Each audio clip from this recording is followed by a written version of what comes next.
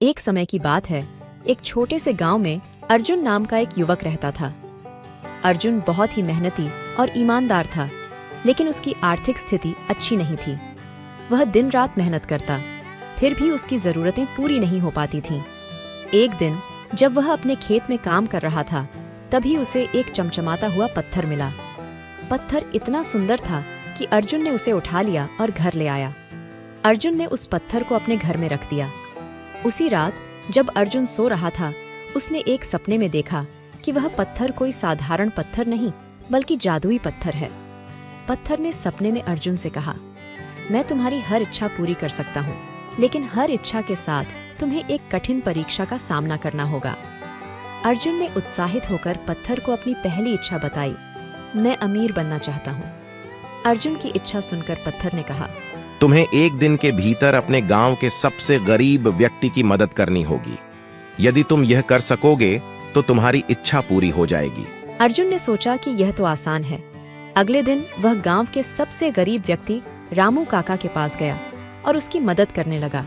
उसने रामू काका के लिए खाना बनाया, उसके घर की सफाई की और उसकी हर संभव मदद की। दिन के अंत में अर्जुन ने देखा कि रामू काका कितने खुश हैं। उसकी खुशी देखकर अर्जुन को अपनी इच्छा पूरी होने की उम्मीद जगी। अगले दिन जब अर्जुन ने जादुई पत्थर को देखा, तो उसने पाया कि उसके घर में ढेर सारा सोना और चांदी आ गया है। अब वह बहुत अमीर हो चुका था। लेकिन अर्जुन का लालच बढ़ गया। उसने पत्थर से दूसरी इच्छा की, मैं गांव का सबसे शक्तिशाली व्यक्ति बनना चाहता हूँ। पत्थर ने कहा, तुम्हें एक दिन के भीतर किसी निर्दोष व्यक्ति की मदद करनी होगी जो मुसीबत में हो। अर्जुन ने सोचा कि यह भी आसान है। उसने अपने गांव में इधर उधर देखा, लेकिन उसे कोई ऐसा व्यक्ति नहीं मिला। तभी उसने देखा कि एक बच्चा नदी में डूब रहा है। अर्जुन ने तुरंत नदी में कूदकर बच्चे को बचा लिया।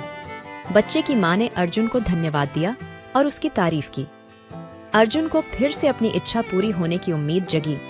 अब अर्जुन गांव का सबसे शक्तिशाली व्यक्ति बन चुका था। उसकी हर इच्छा पूरी हो रही थी, लेकिन उसकी महत्वाकांक्षाएं और बढ़ गईं। उसने तीसरी इच्छा की, मैं पूरे राज्य का राजा बनना चाहता हूँ। पत्थर ने कहा, तुम्हें एक दिन के भीतर अपनी सबसे प्यारी चीज का त्याग करना होगा। अर्जुन ने सोचा, उसकी सबसे प्यारी चीज उसका सोना और चांदी है। उसने सोचा कि यदि वह अपना सोना और चांदी त्याग दे तो उसकी इच्छा पूरी हो जाएगी। उसने अपने सारे सोने और चांदी को नदी में बहा दिया, लेकिन उसकी इच्छा पूरी नहीं हुई। अर्जुन निराश हो गया।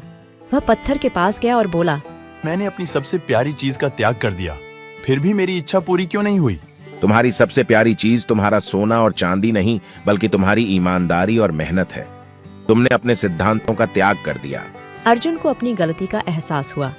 उसने पत्थर से माफी मांगी और कहा, मुझे अपनी गलती का एहसास हो गया है। मैं फिर से मेहनत और ईमानदारी से काम करूंगा।